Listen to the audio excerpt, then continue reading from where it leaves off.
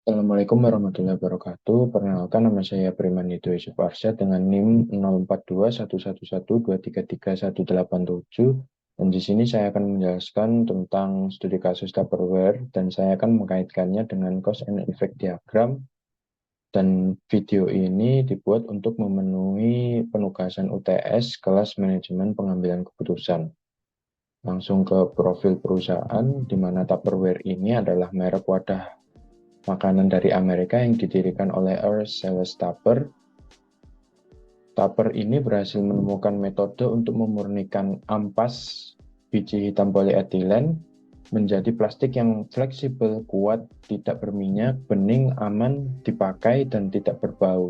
Dan pada tahun 1938, Tupper ini mendirikan usaha plastik dengan nama R.S. Tupper Company dan mematenkan produknya ini dengan nama Polite. Bahan yang digunakan untuk Tupperware ini memiliki kualitas yang bagus, aman untuk kesehatan dan ramah lingkungan, dan telah memenuhi ketentuan FDA, EFSA, dan FS. Dan pada tahun 1991, Tupperware ini dipasarkan di Indonesia melalui PT Alipros yang berada di Jakarta. Jadi PT Alipros ini merupakan distributor resmi pertama Tupperware Indonesia. Langsung masuk pada permasalahan Tupperware, di mana Tupperware ini mendapatkan berita buruk karena Tupperware ini diprediksi mengalami kebangkrutan. Hal ini ditunjukkan dengan penurunan penjualan yang signifikan dan harga saham perusahaan Tupperware itu pada di bursa New York itu merosot hampir 50% ke level terendah dalam kurun waktu 3 tahun terakhir. Turunnya harga saham ini pada bulan April 2023 dengan nilai yaitu 1,2 US dollar pada bulan April dari level tertingginya itu di 38,5 US dollar pada tahun 2021. Dan melihat peristiwa ini, Tupperware itu ada beberapa kemungkinan penyebab terjadinya masalah penurunan penjualan yang ada di Tupperware. Dan saya akan mengidentifikasi hal tersebut menggunakan tools cause and effect diagram atau yang disebut dengan fishbone diagram. Fishbone diagram ini berguna untuk mengidentifikasi berbagai sebab-sebab potensial dan masalah yang akan dipecahkan menjadi beberapa kategori. Dan kategori di sini yang saya pakai itu ada 4, ada material, machine or tools, methods, dan man. Di sini efek dari permasalahannya sendiri itu adalah menurunnya penjualan dari produk Tupperware.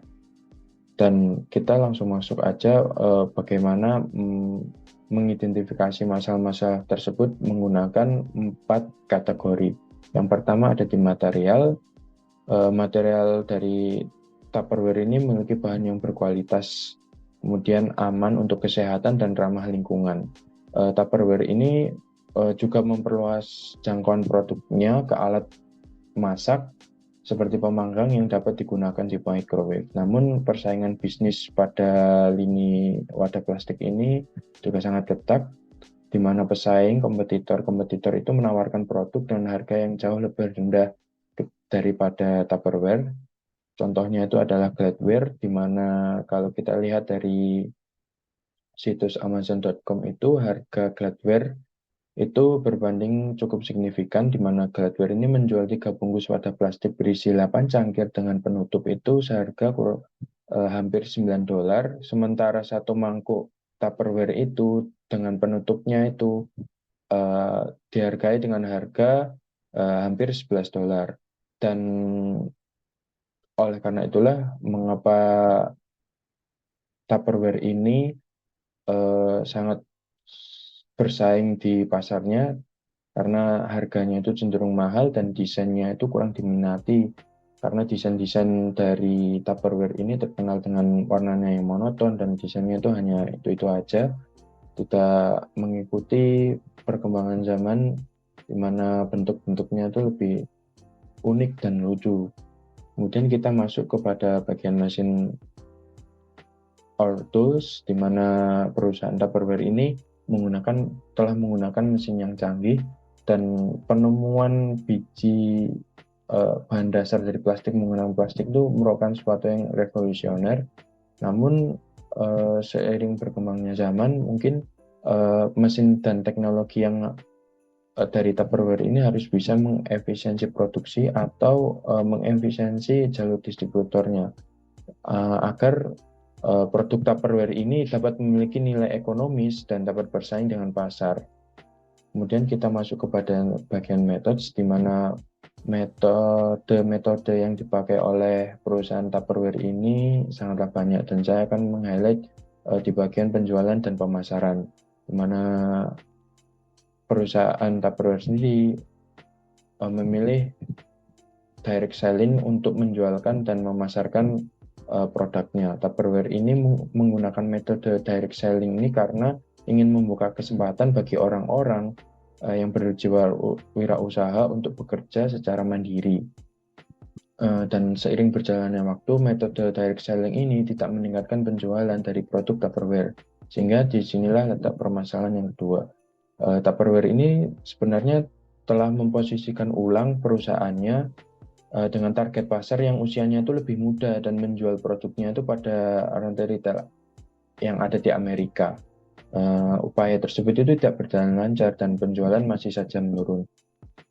Menurut Neil Sanders, konsultan global data, Tupperware ini gagal mengikuti perkembangan zaman dalam hal produk dan distribusinya, dan Neil Sanders juga mengatakan bahwa pelanggan ini itu pelanggan-pelanggan yang usianya lebih tua, yang lebih mengenal Tupperware itu beralih produk kepada yang lebih murah dan yang lebih modis, di mana produk-produk itu dapat ditemui di toko-toko offline maupun online.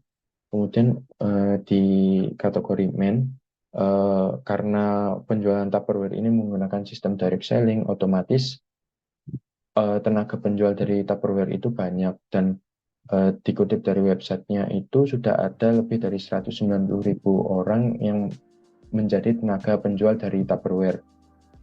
Dan sebenarnya Pak Tupperware ini telah menyediakan pelatihan dan bimbingan untuk tenaga penjualnya.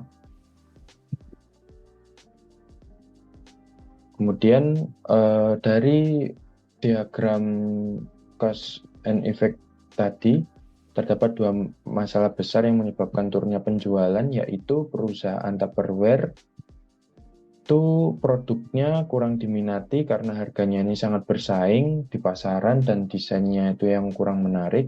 Kemudian metode penjualannya itu yang masih menggunakan direct selling. Dan dari permasalahan tersebut, perusahaan Tupperware itu bisa mengambil langkah atau strategi. Yang pertama itu adalah product development. Jadi product development ini Tupperware bisa menambahkan lini produk pada peralatan masak atau berinovasi pada bentuk dan desain yang lebih menarik, atau juga bisa kepada lini produk yang mengutamakan desain dan juga bentuk yang lucu, ataupun seperti yang tren zaman sekarang itu, di mana wadah minum itu kuat untuk menahan es berapa lama. Kemudian strategi yang kedua itu adalah menjalin kerjasama dengan retail lagi seperti Walmart dan Amazon. Mengapa Walmart dan Amazon? Karena sebenarnya Tupperware ini kan sudah besar ya namanya. Alangkah baiknya untuk mencoba lagi di toko retail, dan yang toko retail ini yang namanya itu juga sudah besar, sehingga kedua strategi ini itu dapat dilaksanakan, dan harus bersamaan dengan perbaikan struktur modal dan likuiditas jangka pendek dari perusahaan itu sendiri. Tupperware ini perlu memperbaiki hal tersebut bersama dengan konsultan bisnis untuk mencari investor atau mitra potensial yang mampu memberikan suntikan dana. Dan ini harus memperhatikan faktor-faktor internal dan eksternal perusahaan. Apabila faktor-faktor internal tersebut mampu dan eksternal itu dari faktor eksternal itu internal perusahaan dapat menangani, Otomatis produk development ataupun jalan kerjasama ini dapat dilakukan diiringi dengan perbaikan struktur modal dari Tupperware sendiri. Berikut referensi yang saya pakai dalam presentasi ini. Terima kasih. Kurang lebihnya mohon maaf. Wassalamualaikum warahmatullahi wabarakatuh.